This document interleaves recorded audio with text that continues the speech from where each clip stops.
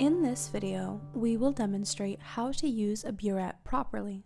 A burette is a piece of volumetric glassware commonly used in analytical chemistry labs for delivering a liquid sample in precisely measured and variable volumes. It is predominantly used in titration experiments where precise measurements are critical for success. Let's first take a closer look at the burette. The bottom of the burette has a tip. This is where the liquid flows out. Just above the tip is the stopcock, which controls the liquid flow. When the stopcock is perpendicular to the burette, it is fully closed, and the flow stops. When it is parallel, it is fully open, and the liquid flows freely. Above the stopcock is the barrel, a long, graduated glass tube that holds the liquid. A special clamp, called the butterfly clip, is used to keep the burette upright and secure during the experiment. Now, let's take a closer look at the graduated markings on the barrel. Unlike other volumetric glassware, such as graduated cylinders, the marking on the burette increase from top to bottom. This is because a burette measures the volume of the liquid delivered, not the volume remaining inside. When using a burette, we must first fill it with a solution. Then, open the stopcock to gradually release the liquid into a different container. As the liquid flows out, the volume dispensed increases, and the scale on the burette reflects this. For example, this burette has a maximum reading of 50 milliliters, meaning it can dispense up to 50 milliliters of solution in a single use. Which of the following statements about the burette is incorrect? Select all that apply. The incorrect statements are the second and the third. The 50 milliliter burette can deliver any volume between 0 to 50, not just 50 milliliters. And the markings run from 0 at the top to 50 at the bottom, and they increase top down. Now, let's talk about how to prepare a burette before use. Just like any other glassware, we must always rinse the burette to ensure it is clean and prevent contamination. However, due to the lengthy and narrow shape of the burette, rinsing it can be a bit challenging. So please, be extra careful and conscious of your surroundings so you don't accidentally break the burette and cut yourself with broken glass. Based on your experience, what is the correct procedure for rinsing the burette before use? Select only one. The correct option is to rinse the burette first with a small amount of DI water. Repeat 2 to 3 times. Then, with a small amount of the solution we use, repeat 2 to 3 times. The rinse should be treated as chemical waste and be disposed of properly. To add DI water to the burette, carefully remove the burette from the clamp. Make sure the stopcock is in the closed position.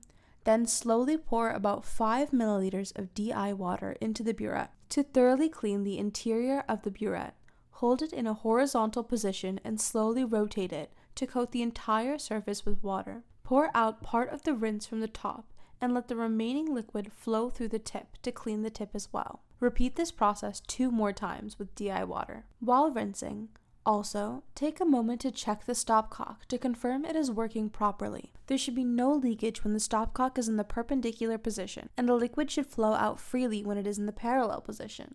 Next, we will repeat the rinsing procedure with the solution that we will use during the experiment. Why should we rinse the burette with the solution in addition to the DI water? Select all that apply. Residual water left in the burette will dilute the solution, altering its concentration and leading to inaccurate results.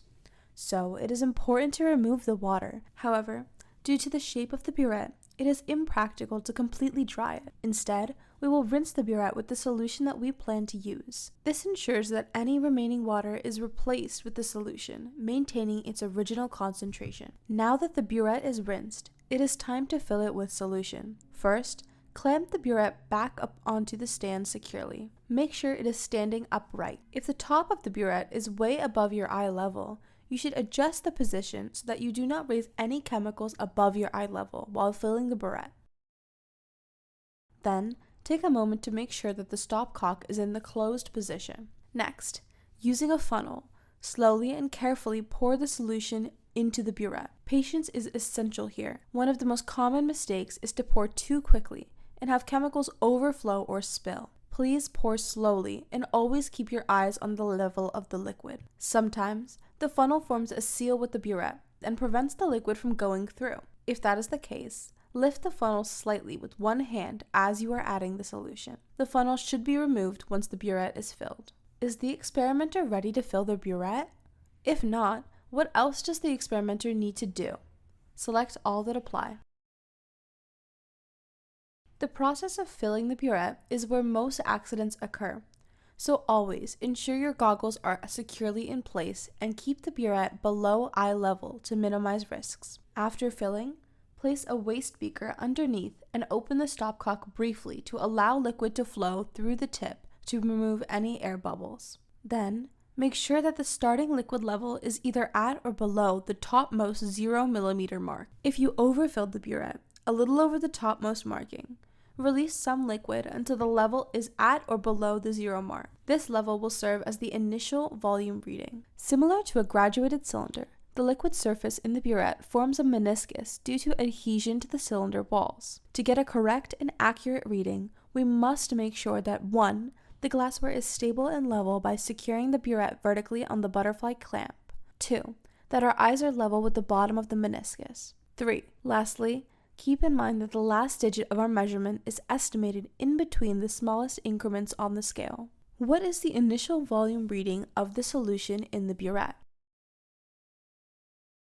Since the smallest increment on this burette is 0.1 milliliter, we must estimate one additional digit. Therefore, the correct reading is 0.52 milliliters. As we discussed earlier, the burette is a highly precise piece of glassware and is commonly used in analytical procedures where precision is essential. Therefore, we must always make sure our volume readings are recorded to the appropriate number of significant figures that correctly reflect the precision of the instrument. After the initial reading is recorded, we can start dispensing the solution. To do so, place a receiving vessel, such as an Erlenmeyer flask, below the burette. Adjust the burette's height so that the tip is aligned with the flask, but does not touch its contents. Open the stopcock to allow the solution to flow, and close it once the desired volume has been dispensed. The picture below shows the final volume reading of the solution. How much solution was delivered to the flask? Recall that the initial volume reading is 0.52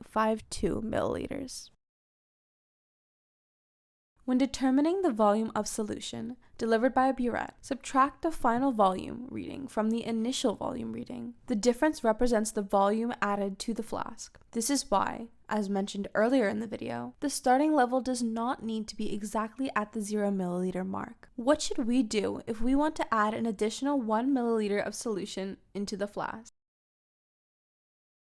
As mentioned earlier, as long as we know the starting volume before dispensing any solution, we can calculate the volume added by subtracting the initial volume from the final volume, and this initial volume does not have to be 0. So the second option is the correct one. After using a burette, it is essential to thoroughly clean it before putting it away. Many chemicals can stain or clog the burette if left inside for an extended period, so prompt cleaning is a must. To clean the burette, first, empty any remaining solution into a waste beaker. Then, rinse the burette 2 to 3 times with DI water, following the same rinsing technique we demonstrated earlier. Pay special attention to the tip. Allow water to flow through the stopcock and the tip to make sure it is not clogged after use. All rinses must be emptied into the waste beaker. After cleaning, invert the burette on the stand with the stopcock open to allow air circulation. This helps the burette dry and prevents clogging.